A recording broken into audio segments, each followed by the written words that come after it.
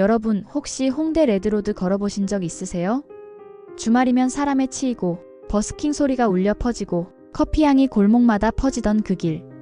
마포의 상징 같은 거리였죠. 그런데 앞으로 무려 6년 동안 그 길이 공사 펜스로 가려질지도 모른다고 합니다. 상인들은 벌써부터 숨통이 끊긴다고 호소하고 있어요. 홍대 앞이 아니라 공사장 앞이 되는 거죠. 지금 마포 핵심 상권이 흔들리고 있습니다. 홍대, 연남, 망원으로 이어지는 이른바 MG 놀이터 벨트가 개발과 공사에 동시에 맞닥뜨리면서 상인들과 주민들이 크게 불안해하고 있는 건데요. 겉으로 보면 교통망 개선, 주거 환경 개선이라는 좋은 말들이 붙어 있지만 속으로 들어가 보면 이게 과연 누구를 위한 개발인가 하는 의문이 커지고 있습니다. 먼저 홍대 입구역 얘기부터 해보겠습니다. 부천 대장동에서 시작하는 광역철도의 종착역이 바로 홍대 입구역에 생긴다는데요. 문제는 역사 위치입니다. 8번 출구 뒤쪽, 이른바 레드로드 어울마당로에 짓는다고 해요. 여기는 그냥 길이 아닙니다. 마포구청이 지정한 인파 밀집 지역이고 버스킹, 플리마켓이 열리던 상징적인 공간이에요. 그런데 여기에 2031년까지 6년 동안 대형 공사가 진행된다면 통행로는 성인 한 명이 간신히 지나갈 정도로 좁아질 거라고 합니다. 가게 문 열면 바로 앞이 공사 펜스라니 장사가 되겠습니까?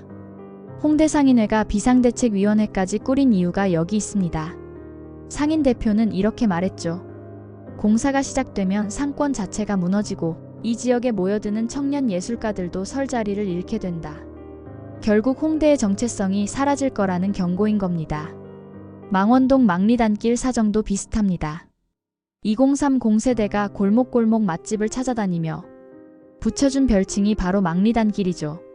그런데 이곳 한복판에 1800가구 아파트 재개발 계획이 추진 중입니다. 78,000제곱미터 규모라니 단순한 동네 재정비 수준이 아니에요. 만약 그대로 진행되면 저층 주거지와 가게들이 통째로 사라질 수 있습니다. 그래서 지역 상인과 주민들이 재개발 저지 대책위를 꾸리고 목소리를 내고 있습니다. 망원동은 단순한 동네가 아니라 소상공인, 창작자, 외국인 관광객이 함께 살아온 문화, 관광 공간인데 여길 대규모 아파트 단지로 밀어버리는 건 서울의 다양성을 없애는 일입니다. 이게 그들의 주장입니다. 이미 토지 등 소유자의 11%가 반대 의견을 제출했고 서울시도 반대 여론 때문에 2차례나 후보지 선정을 반려했을 정도예요. 여기서 한번 생각해보죠. 이런 공사와 재개발이 끝나면 정말 상권은 좋아질까요? 아니면 오히려 MG의 놀이터가 사라질까요? 전문가들은 이렇게 말합니다. 공사 기간 동안 사람들은 다른 동네로 빠져나가고 한 번 이동한 발길은 돌아오지 않는다. 압구정 로데오 기억하시나요? 2000년대 초반까지만 해도 패션 1번지였지만 공사와 임대료 상승으로 쇠퇴했고 결국 젊은이들은 가로수길로 발길을 옮겼습니다. 지금도 흔히 압구정은 끝났다는 말이 나올 정도잖아요. 홍대와 망원도 같은 전철을 밟을 수 있다는 겁니다. 물론 장기적으로는 새로운 기회가 열릴 수도 있습니다. 아파트 입주민이 늘어나고 광역철도가 들어서면 유동 인구가 늘어나겠죠. 하지만 문제는 그때까지 버틸 수 있느냐입니다.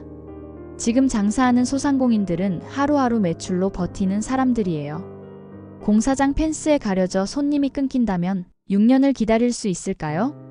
전문가들도 장기적으로 긍정적일 수 있지만 단기 타격은 불가피하다고 말합니다. 결국 버티지 못한 소상공인들은 가게 문을 닫고 떠나고 나중에 들어서는 건 대형 프랜차이즈일 가능성이 높습니다. 그럼 이곳의 정체성, 청년들의 문화놀이터라는 색깔은 어떻게 될까요? 여기엔 임대료 문제도 빠질 수 없습니다. 지금도 홍대와 망원은 임대료가 만만치 않아요. 공사가 시작되면 오히려 건물주들은 철도역 들어오니까 미래가치 있다면서 버틸 겁니다. 당장 공실이 나도 임대료를 쉽게 낮추지 않겠죠. 결과적으로 상인은 떠나고 건물은 비고 동네 분위기는 공사장에 묻히는 겁니다. 아이러니하죠. 미래 호재 때문에 현재가 무너지고 있는 겁니다. 결국 문제는 균형입니다. 교통과 주거 환경 개선은 필요합니다. 하지만 그 과정에서 지역의 상권, 소상공인, 문화적 정체성이 송두리째 무너진다면 누구를 위한 개발일까요? 해외에선 공공 프로젝트 진행 시 지역 상권 보존을 위해 임대료 지원, 소상공인 이전 지원, 공사기간 단축 등 다양한 장치를 둡니다. 우리도 이제는 그런 고민이 필요해 보입니다. 여러분은 어떻게 생각하시나요? 6년 동안 공사 펜스에 가려진 홍대거리, 1800가구 아파트로 뒤바뀐 망원동. 이곳이 과연 다시 MG의 놀이터로 살아날 수 있을까요? 아니면 또 하나의 추억 속 장소로만 남게 될까요? 두 번째 이야기입니다. 2억 5천만 원짜리 물건이 1억에 낙찰됐다고요? 그것도 서울 수도권에서 한때 황금알을 낳는 거위라 불리던 지식산업센터에서 벌어진 일입니다. 지난 8월 경기도 평택 법원 경매 법정. 지식산업센터 두 호실이 경매에 나왔습니다. 감정가는 각각 2억 5천만 원, 2억 3천만 원 수준이었는데 유찰만 3번.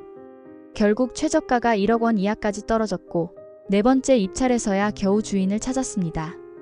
낙찰가는 9,985만 원과 8,937만 원. 감정가의 40%도 안 되는 수준이죠. 경매장은 잠시 술렁였지만 한편으론 지금 시장 분위기를 보면 당연한 결과라는 한숨도 섞여 나왔습니다. 왜 이런 일이 벌어질까요? 지식산업센터. 이름은 생소하지만 한때는 투자자들에게 인기가 대단했습니다. 원래 아파트형 공장으로 불리던 걸 2010년대 들어 지식산업센터라는 이름을 붙이면서 이미지 세탁에 성공했죠. 대기업 협력업체, 벤처기업들이 몰리면서 공실이 줄고 아파트 투자 규제가 심해지자 대체 투자처로 각광받았습니다. 무엇보다 매입가의 80%까지 대출이 가능했으니 적은 돈으로도 큰 규모 투자가 가능했죠. 그런데 지금은 상황이 완전히 뒤바뀌었습니다. 금리가 치솟고 창업 열풍은 꺼지고 공급만 넘쳐나면서 공실이 속출하고 있는 겁니다. 경기도 자료를 보면 올해 5월까지 준공된 지식산업센터가 무려 595곳, 총 16만 2천 호가 넘습니다. 그런데 그중 2만 4천 호가 공실, 무려 15%가 텅 비어 있다는 거죠. 더 심각한 건 지역별 수치입니다. 양주 68%, 이천 70% 공실률. 사실상 10곳 중 7곳은 불 꺼진 채 방치되고 있다는 말입니다. 잔금 납부율을 봐도 답이 안 나옵니다. 양주에서 작년에 지어진 지식산업센터 5곳의 잔금 납부율은 고작 26.7%. 잔금을 못 치르면 입주도, 임대도 못하고 그대로 공실로 남습니다. 시흥도 38%에 불과합니다. 서울 금천구 가산디지털단지 같은 메카조차도 신축의 30%가 비어있는 상황이에요. 결국 시장은 악순환으로 빠졌습니다. 공실이 늘면 임대료가 떨어지고 거래가 줄어들고 매매 가격이 다시 내려가죠. 실제로 전국 지식산업센터 거래량은 2021년 2,000건이 넘던 게 올해 1분기엔 552건으로 줄었습니다. 거래 금액도 8천억 원대에서 2천억 원대로 쪼그라들었어요. 그럼에도 공급은 계속됩니다. 2020년 1,100여 곳이던 전국 지식산업센터는 올해 1,500곳을 넘겼습니다. 수도권에서만 아직 착공조차 못한 인허가 물량이 95곳, 111만 제곱미터 규모에 달하죠. 수요는 줄고 있는데 공급은 줄줄이 대기 중이니 이 시장이 단기간에 살아나긴 어려워 보입니다. 수요는 어디 갔냐? 창업 기업이 줄어들고 있는 게 결정적입니다. 중소벤처기업연구원 자료에 따르면 7월 창업 기업 수는 9만 2천 개, 한 달 새 7.5% 줄었습니다. 입주할 기업이 없으니 공실은 채워지지 않고 투자자들도 외면할 수밖에 없는 겁니다. 그럼 답이 전혀 없을까요? 꼭 그렇진 않습니다. 서울 일부 지역에선 바닥을 찍고 반등 조짐도 보입니다. 성수, 가산 같은 핵심 입지의 지식산업센터 매매지수는 올해 2분기 201.1포인트로 소폭 반등했습니다. 3년간 계속 하락하다가 처음으로 플러스 전환을 한 건 의미가 크죠. 전문가들은 이렇게 말합니다. 지금 지식산업센터는 투자 상품으로 접근하기엔 매력이 없다. 하지만 실수요자, 실제 입주 목적이라면 오히려 지금이 기회일 수 있다. 창업하려는 기업, 사무실 이전을 고민하는 업체라면 가격이 충분히 내려왔으니 적기라는 거죠. 다만 수도권 외곽이나 지방은 이야기가 다릅니다. 교통망이 부족하고 임차 수요도 적은 지역은 당분간 공실 늪에서 빠져나오기 힘들 거라는 전망이 우세합니다. 결국 시장은 양극화로 흘러갈 겁니다.